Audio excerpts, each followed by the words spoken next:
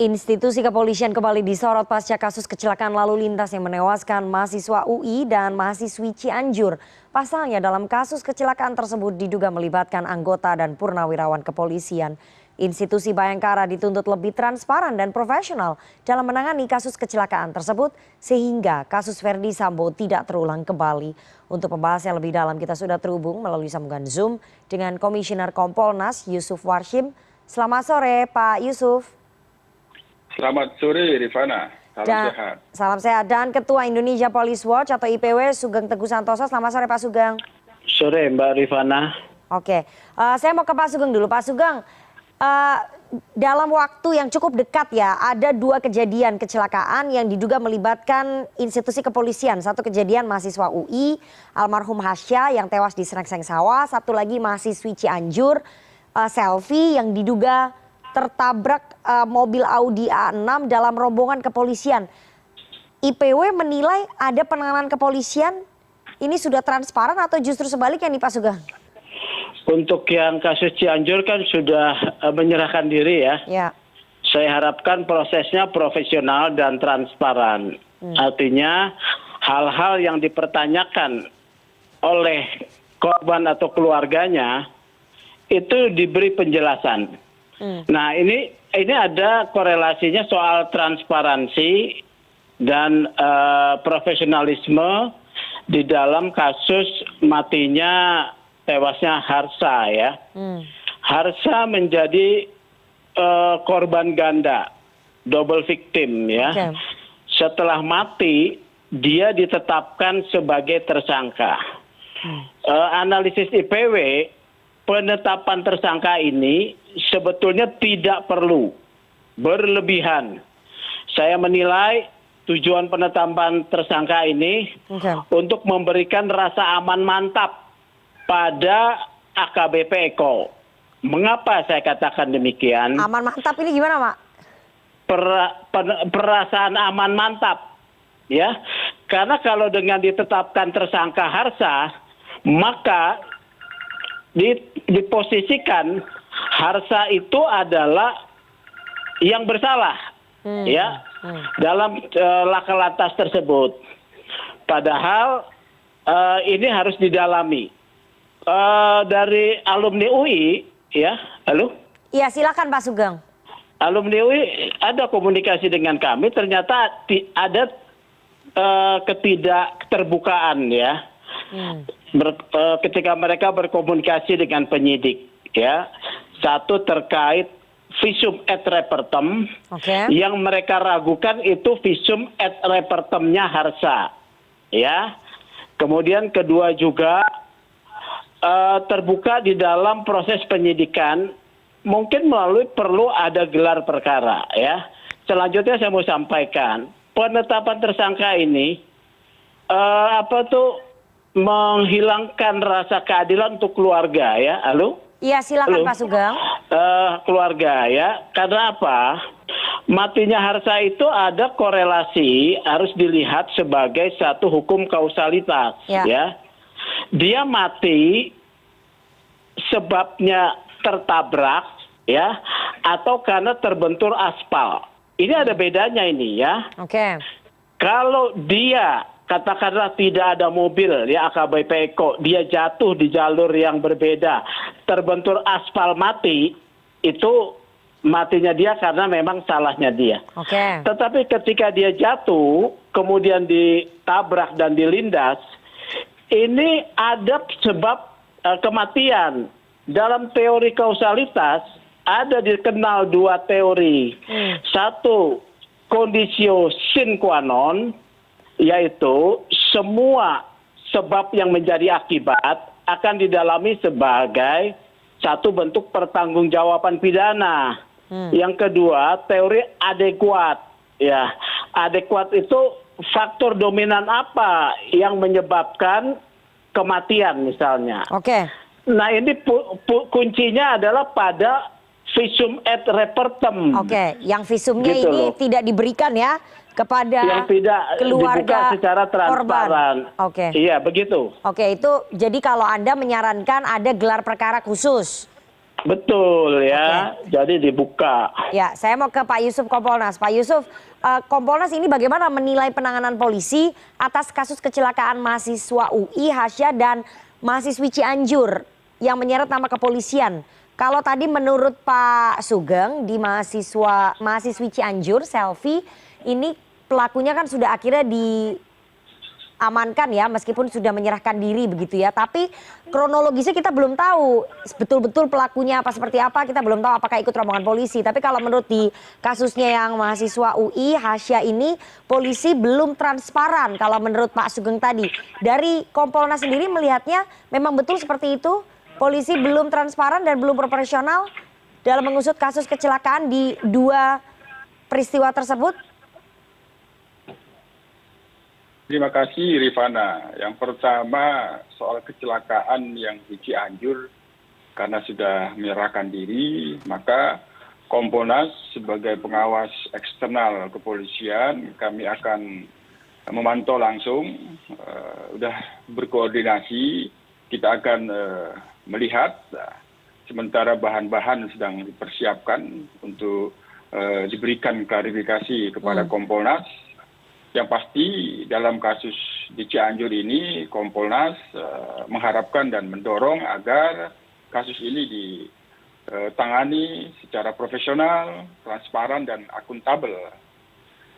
Karena ada yang di mahasiswa UI, nah tentu ini berbeda. Kalau mahasiswa UI ini kan kecelakaannya bukan dengan anggota kepolisian tapi purnawirawan ya. Nah, untuk penanganan kecelakaan yang mengakibatkan Muhammad Hassah, mahasiswa UI itu meninggal dunia, ini beberapa waktu lalu kami telah menyampaikan di media. Kami sudah berkoordinasi dengan Direktorat Lantas Polda Metro Jaya. Mereka sedang mempersiapkan bahan-bahannya untuk disampaikan langsung kepada Kompolnas besok ya. Tentu sementara ini kami melihat apa yang dilakukan oleh kepolisian menyelidiki dan menyidik dan kemudian menetapkan tersangka terus dilakukan SP3 ini kesannya fokus pada pemberian kepastian hukum. Oke. Nah, kan hukum itu Rifana tujuannya ada 3. Selain kepastian ada kemanfaatan, ada keadilan. Jangan sampai dianggap kepastian yang diberikan dengan menetapkan Muhammad Hassah almarhum sebagai tersangka sementara sudah meninggal itu tidak punya manfaat hukum. Jangan sampai ini sementara dipahami mengusik rasa keadilan karena yang bersangkutan sudah meninggal dunia. Sementara kita bisa melihat sepatutnya demi keadilan dan kemanfaatan ada proses penyelidikan dan penyidikan karena sudah meninggal dunia ya dihentikan.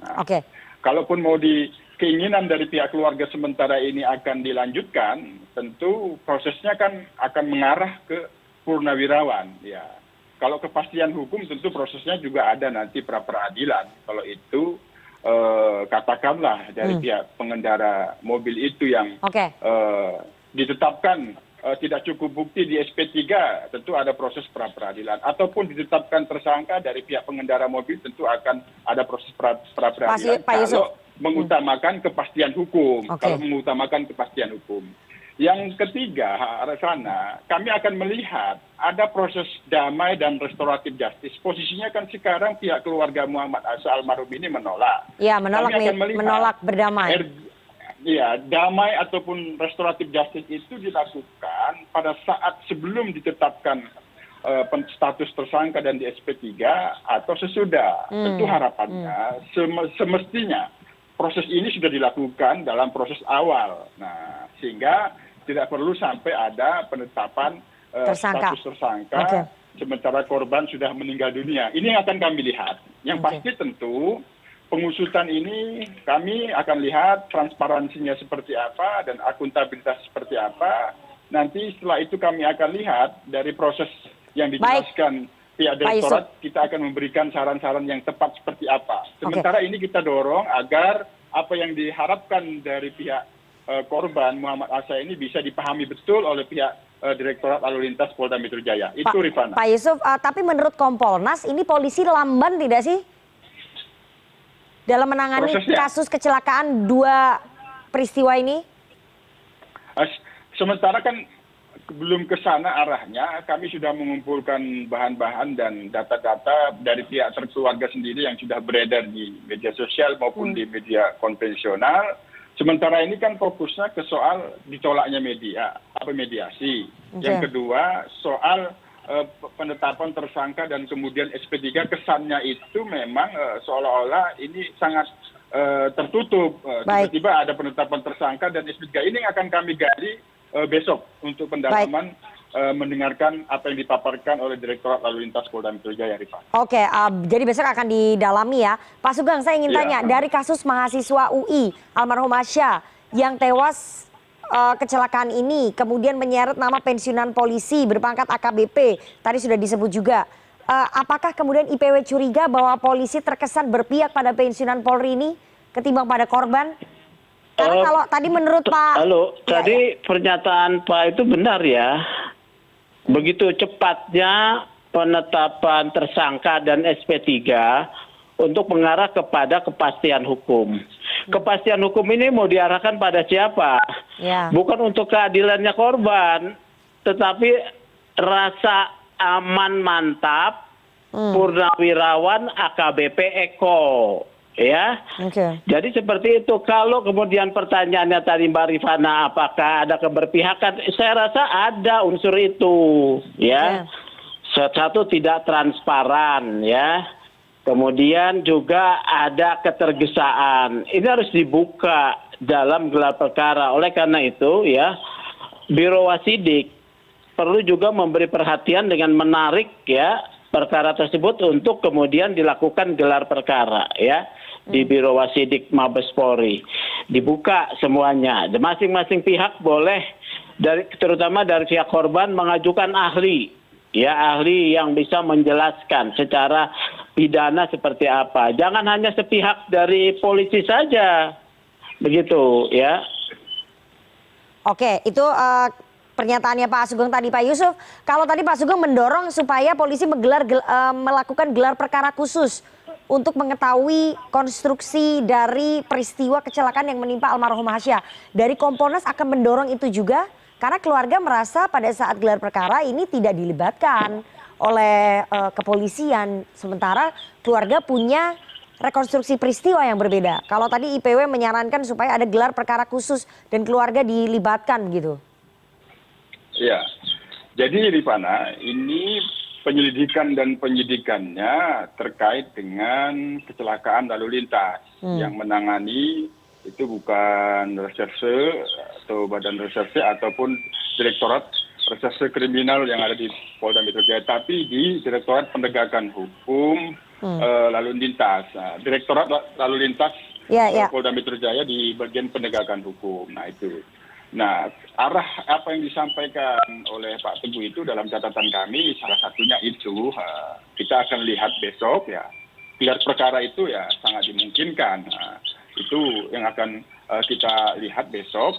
Yang pasti sementara ini penetapan tersangka yang sudah meninggal dunia seperti itu dikesankan mengusir rasa keadilan gitu. Kalau ini betul ingin memfokuskan agar ada kepastian hukum, tentu kemanfaatnya itu sudah tidak ada lagi karena yang bersangkut almarhum itu sudah meninggal dunia. Dan ini mengusik rasa keadilan yang sekarang dirasakan oleh pihak keluarga korban. Ini yang kita tidak harapkan, sehingga kami sudah mencatat betul apa yang diharapkan dari pihak keluarga korban. Kalau memang ini kasus ini harus dituntaskan, tidak perlu ada SP3, tentu muaranya akan ke pihak pengendara mobil itu. Nah, tapi sekali lagi Rifana, kalau terkait dengan kepastian hukum, tentu pengendara mobil itu juga punya hak untuk mendapatkan kepastian hukum seadil-adilnya. Ya prosesnya barangkali nanti, katakanlah ya Rifana, kalau kemarin, ini kita mengandai saja, kalau kemarin pihak kepolisian Dirlantas PMJ ini menetapkan tidak cukup bukti terkait dengan pengendara mobil telah melakukan penabrakan secara sengaja, kemungkinan kepastian hukumnya bisa dilakukan SP3 dari pihak kepolisian, karena ini terbukti dari pihak keluarga Muhammad Hasya bisa melakukan pra peradilan. Tapi kan ini sudah tidak seperti itu. Nah, tentu sekali lagi kita akan lihat kronologi penanganannya seperti apa, transparansinya kepada pihak-pihak termasuk kepada pihak almarhum itu seperti apa, sehingga kita bisa memberikan saran. Tentu catatan apa yang disampaikan oleh Pak Teguh untuk dilakukan gelar perkara khusus itu sangat... Oke, itu akan dipertimbangkan ya oleh Kompolnas. Ya. Soal gelar perkara khusus, karena itu tadi sebelum kita melakukan dialog ini, saya sempat mewawancarai kuasa hukum dari keluarga korban almarhum Hasya, dan dari kuasa hukum keluarga korban mengatakan memang tujuannya adalah harus dilakukan gelar perkara khusus oleh aparat kepolisian di mana keluarga bisa dilibatkan dalam gelar perkara khusus tersebut. Tapi kita nggak tahu nanti seperti apa. Kita tinggalkan dulu kecelakaan yang menimpa almarhum Hasya, mahasiswa UI, tapi ada satu kasus lagi soal mahasiswi Cianjur ini, Selvi. Pak Sugeng, soal kasus kecelakaan Selvi, mahasiswi Cianjur ini ada beberapa versi.